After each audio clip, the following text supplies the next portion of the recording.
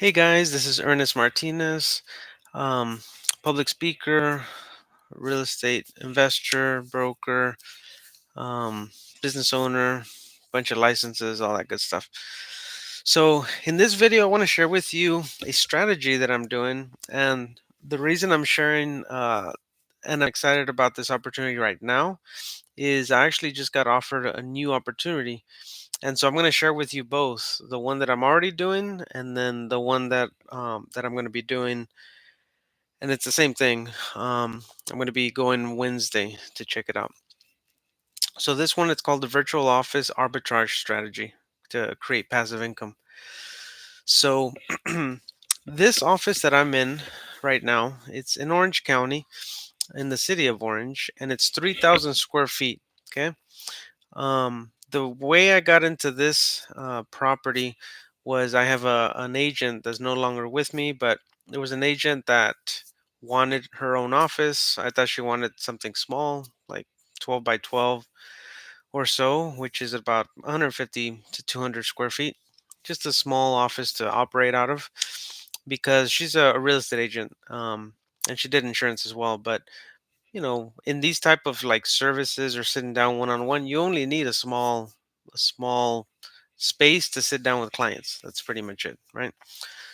So I didn't think she was gonna ask for anything big, and she scheduled out to see this property that I'm in right now, and it's 3,000 square feet. So you could imagine, I'm like, what the heck were you thinking? Right? But me and my partner came, we saw it, and the reason that we liked it is because of the price and the build out that it already had here. The way it was built out was office suites, which is how we operate in our services industry. And services is meaning, you can sit down with clients. So if you're doing life insurance, real estate, um, anything when you're sitting across, and you can do, right?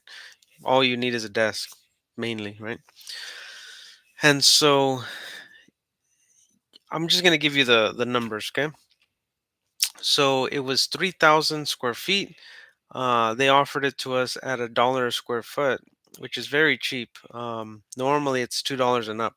So you could imagine at $3,000, 3,000 square feet, it was actually a very good deal. And we negotiated some rent as well, so that way we can put money into changing the floor and painting and all that good stuff. So this one actually we put a lot of work in compared to the one on Wednesday that I'll share with you about. But I just want to share with you like how I got into this type of strategy. So we got in, we fixed it up in a couple months, and the way it's set up, it's 3,000 square feet, and it's all divided up into about 11 rooms, and it's like a big circle. Okay. Um, and so from there, 11 subsuites basically. There's a kitchen, there's two restrooms, and there's a lobby. Okay. So very nice. And so what my idea was, okay, plan A, B, and C. Okay. Because you always have to have exit strategies when you get into different business opportunities in this case, right? So, plan A was to grow the business. In that case, it was more real estate insurance. So, we were going to pretty much utilize the different suites for that. So, it was to meet with clients and things with our agents because the real estate brokerage, like mine, it has about 12. I think we have 12 agents right now, 12 real estate agents. So, that's what we're going to utilize it for. Things didn't work out, and we switched to plan B last year. I went through some health stuff. My partner went through some health stuff. That agent left our brokerage, so and we're left with holding the bag, right, with the office. So it's always good to go Plan B and Plan C, right? So I just told my partner, let's just do Plan B, right? Plan B was to turn the entire thing into a virtual office. Okay, we already had it furnished. We already had it cleaned up, like everything. It was just turning it on, putting it up, and and basically that. So we did a combination of that and rent out the office suites, okay, which were pretty much already furnished because of what we were going to do. So we rented them furnished, okay. And in my opinion, we're renting it very cheap, okay. So let me give you the math now, okay? So we have 11 suites, okay?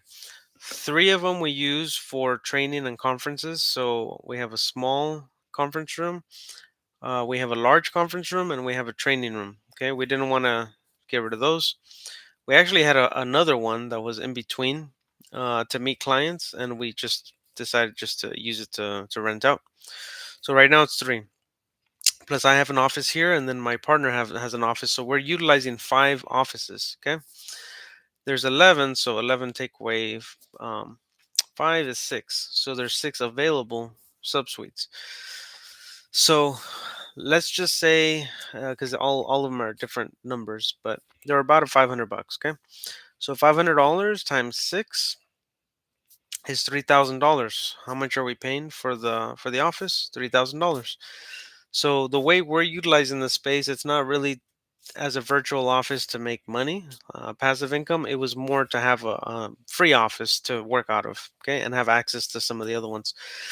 Um, but the way we utilize this office, because we left those open, it kind of looks like if I was just telling you that, you would probably think, well, why don't you just rent out the other offices, right? And you have passive income.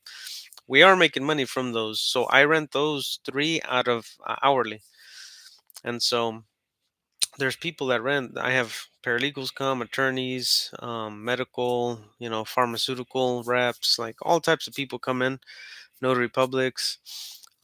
They come in and they rent it per hour. I have literally students that want to.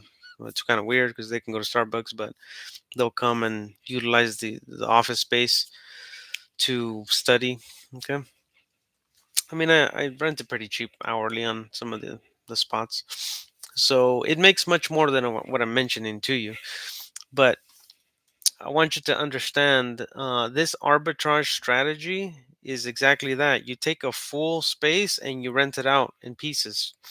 If you think about it, it's kind of like in real estate, in apartments, right? It's multifamily. You try to get as much space as you can to have as many families as you can. Okay. So this we're doing, but in the office space. And so I'm doing a combination of renting out to tenants per month and per hour.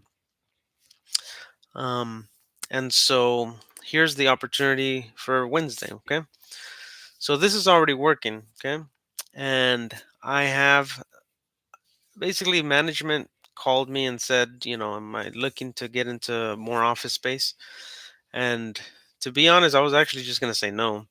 But I told her, I said, and I always leave my mind open for these reasons because I want to see what people have. Okay.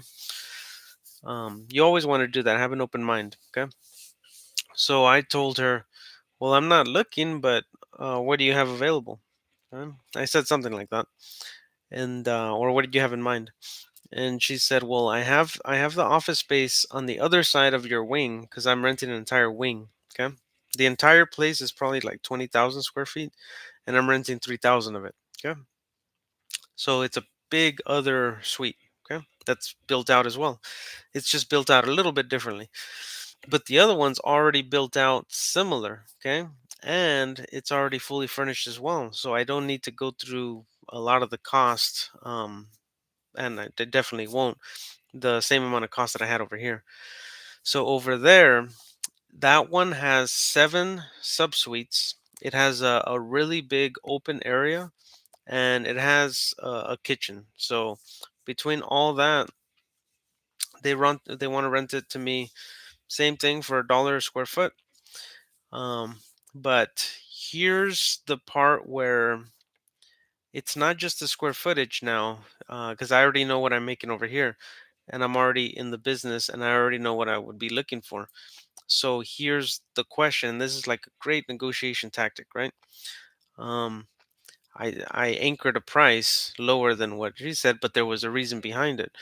This one I'm paying that 3,000 $3,000 a square foot, but I have 11 suites. Okay, so I rent out each suite to pay for itself. And I told her the problem is that over there's seven. So if I pay the same thing, you know, now we weren't talking square footage because it is pretty much the same square footage. The way I worded it was That one only has 7, so I wouldn't be able to make as much to pay for it. Is there anything you can do?